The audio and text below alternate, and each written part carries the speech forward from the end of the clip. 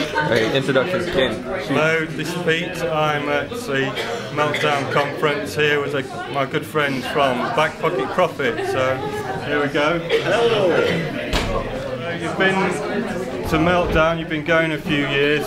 This is your third lineup. Would you like to run us through some of the changes that have happened in your style from the start? Yeah, we've had a few changes really, sort of as we've sort of grown as a band and grown sort of as musicians. We started out originally as much more of a hard rock outfit, and sort of as we've gone forward with playing what we enjoy. We seem to have just got faster, harder, heavier, and now very much in the thrash element, which is nice.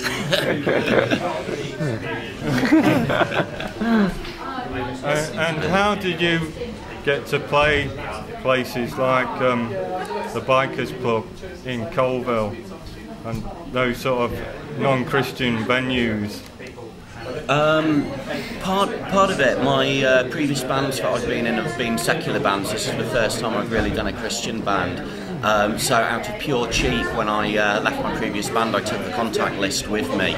Yeah. So just really the same as any band, secular or Christian or otherwise, do. You know, to get gigs, we send out CDs, we make phone calls, just try and speak to people, and yeah, that's borne a lot of fruit for us. So. And how do you go down at those venues?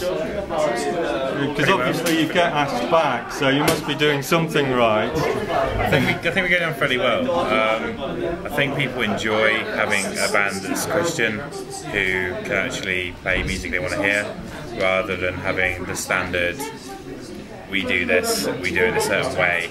They're just trying to push the boundaries a bit and make it kind of sort of not have a circle thing going to a circle hole, trying to fit like a square through a circle sort of thing, you know? Yeah. Trying to force our way through to a different scene. You know what I mean? That's it. And how do you come to your best song? I think is Solid. How did you come to write that song? And how do you feel performing it? Well, Solid was a weird song to write actually. I wrote the lyrics were written just after I became a Christian, and it kind of Solid means silhouette of light and darkness, and it was about the whole commitment of being Christian, and about that Jesus is the light that can break through any darkness. However dark things get, there's always a glimmer of Jesus in that darkness, and that's what it means, the silhouette of the light and darkness. Yeah. So it's good, and it's fun to play. It's our tribute to Lordy with the riff, you know. Can I just ask a quick generic question? The name, the band name. I don't know how you guys came up with it. It's a really cool, catchy name. You know, a bit of a tongue twister. I don't know this either, actually. I'm going to learn something. He's a new boy. Okay, the story behind the name. Yeah, we have a lot of fun with the name because it's not a name that you can pronounce after a couple of beers. We have had some very interesting billings at places where we've turned up. I think Fat Pocket Profits was the best one that we saw. But yeah, the name, it was actually when our previous guitarist, singer and myself were first sort of praying and putting together, you know, ideas of what we wanted to do as a band. We were sort of trying to find a name that really summed up what we wanted to do.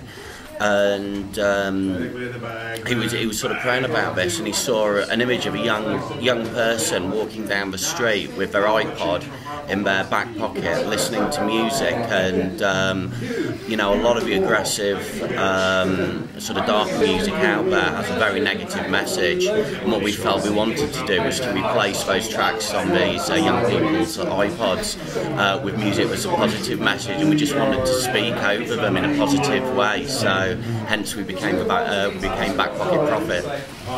And do you get many interesting conversations with people after gigs? Do you hang around and talk to people? Yes. I remember one actually before with the old lineup 3-piece. We were sat down after a gig. They changed the venue, so there's only about 3 or 4 people at the gig. It's still really fun, and they were sat around after the gig joking about Christian bands. Sat there like, oh, I saw this band White Cross, and I'd rather Christian and Striper and all this stuff. And Vic just asked me, "You do realise we're a Christian band, don't you?" And got into this really in-depth conversation with them, and kind of got down to the whole religious element of being Christian, and just being Christian, being religious, and being Christian, not being religious. The fact of the religiousness is more of a way of thinking over the actual being Christian part. And they actually kind of really liked it by the end of the night. So things like that, and it happens loads, you know. So I think one of the best ones that I heard was about 6 months ago. We were playing a show, and the lead singer of one of the other bands turned around and went, "These guys are Christian. They can't be Christian. They're actually good." And it was, you know, it's getting comments like that. But it's, you know, it's a lot of fun that we can take our music and play it, you know, at the same level of any other band. You know, we're no different to any band out there. maybe a little bit weirder. A little bit weird, yeah. Maybe a little bit weirder, but. You know, we go out, we play with the same music, we you know, we enjoy the same things, but we you know, we just take our positive message out of it, and I think people really respect that as well. Yeah. One last question. You know, you guys are. This is a ministry in many ways, right? And you guys, I mean, compared to a lot of other bands, a lot of other Christian bands, seem quite forward and quite bold with how, you know, you share your faith and your Christianity. What do you attribute that to? I think it's from playing metal. Metal's not music for wusses. So why should we be wusses in our faith? You know, we treat our faith like we like our music, hard, heavy, and in your face. I think as well as people in general, especially me and Vic, ever since the beginning, we're very much, why do something if you're not going to do it to your full ability? And it's kind of like, and these guys as well, they kind of put everything they've got into it ever since they've joined. Everything they've got, they're putting into the music, and it is very much, if you're going to do something, do it properly. Give it everything you've got. If you're playing to one person, if you're playing to 10 million, you know, you play it the same way. It's even if one person in the crowd gets touched, you're making a difference. So. And I think when it comes to Christian rock music, I mean, people think Christians shouldn't play with amplifiers. It's all ukuleles and violas, and we turn the amps up as loud as anyone else does. You know, at the end of the day, there's the religious side and there's the music side. Put them together, boom. So, another boom. Yeah. Let's get one more boom. The boom. Yeah, the boom. There literally was a boom when he blew up the bass rig at Destruction Fest. Yeah. I got a drum solo. Yeah, that was a little bit embarrassing. It wasn't my bass cabs that I was using, and both cabinets smoked, and there was smoke pouring out the front of my amp, and we were just thinking, yeah, smoke machines. Yeah. That's great. That's fun. Cool. Is there anything else you want to ask? Or is there anything else you guys want to share or say? I want to ask Dan one more. How do you feel singing some of the lyrics that these guys have written, as in songs that you've not really had any input into? Hurry up because the batteries were running out. It's been alright, really. I mean, I'm not really. Well, I haven't written them, so it's a little harder to learn them. But at the end of the day, I can put my own take on it. So I just generally go as I do, and they've corrected me where needed, really. And I have no problem singing other people's lyrics. It's easier in that sense. So having it in front of me, learn, bang, bang.